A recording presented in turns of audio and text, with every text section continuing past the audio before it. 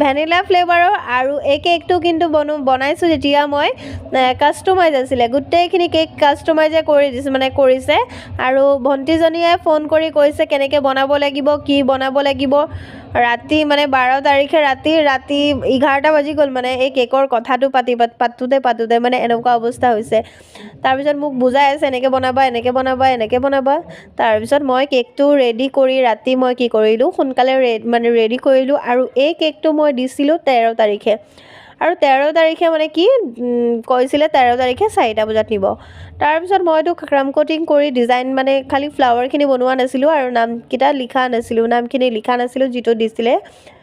তাৰপিছত মই কি কৰিলোঁ প্ৰথমতে এয়া চাওক ফিনিচিং কৰি আৰু যিখিনি ডিজাইন দিবলৈ যেনেকৈ আছিলে মানে যিটো যেনেকৈ বনাব কৈছে মই তেনেকৈ বনাই